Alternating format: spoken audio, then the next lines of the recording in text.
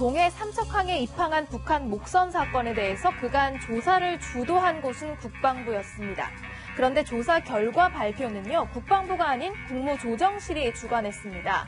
장소도 아까 말씀드렸지만 국방부에서 서울 정부청사로 바뀌었고, 이 같은 사실은 당일 오전 7시에 출입 기자단에게 갑자기 문자로 통보가 됐는데요. 그래서인지 꼼수 브리핑이다, 물타기 졸속 브리핑이다, 이런 지적도 나왔습니다. 어제 저는 이 장면이 유독 눈에 들어왔습니다.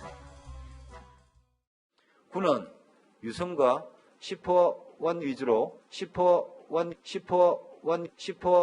위주로 상황을 전파하고 팩스는 일반 자료와 문서를 받는 보조수단으로 활용하고 있는 반면 합동 지휘 통제 체계를 일컫는 C4I를 C4원으로 읽은 겁니다.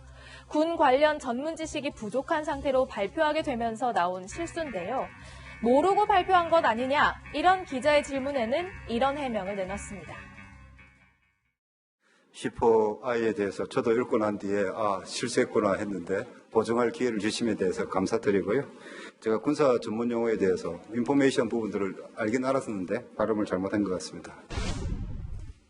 여러모로 의혹이 터져나왔던 이 북한 목선 사건은 어째 마지막 발표까지 좀 시원치 않은 것 같습니다. 네, 이해찬 더불어민주당 대표가요, 손으로 X자를 만들었습니다. 오늘 오전에 열린 민주당 의원총회에서 강창일 의원의 발언을 듣던 중입니다. 한일 의원연맹 회장을 맡고 있는 강 의원은 일본의 한국 수출 규제 보복 조치에 대해서 치사한 아베다, 이러면서 작심 발언을 했습니다. 너희들 일본한테 결코 도움이 안 된다, 이게. 산 놈이 있으면 파는 놈이 있고, 파는 놈이 있으면 사는 놈이 있는 거 아닙니까?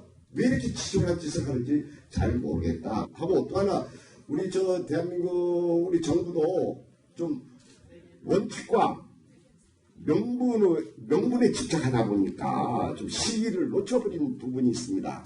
이게 작년 12월부터 계속 되어왔던 거 아닙니까? 일본 정부를 향한 공격에 이어서 우리 정부 실책에 대한 비판으로 발언이 이어지자 의원들이 웅성거리기 시작하더니요, 급기야 만류하고 나섭니다. 이렇게 하면서 6, 7개월이 지나버렸어요. 그래서 또 하나는 공개니까 이제 더 이상 얘기하지 않겠습니다. 예. 감사합니다. 예. 우리 이해찬 당의 결국 강창일 의원은 머쓱한 듯 발언을 마쳤는데요. 과거사와 관련한 외교적 문제에 대해서 경제 문제를 끌어다가 보복 조치에 나선 일본. 청와대는 공식적인 언급은 자제하고 있지만요, 기업들과 접촉하면서 대응책을 마련하고 있습니다. 나팔 모양 소매의 하얗고 긴 원피스. 지난달 30일 한미 여성 역량 강화 회의에서 이방카 트럼프 백악관 보좌관이 입었던 옷입니다. 끈으로 허리를 묶은 형태의 이 옷은요, 한국 디자이너 브랜드인 것으로 알려졌습니다. 방안에 맞춰서 이방카가 준비한 건데요.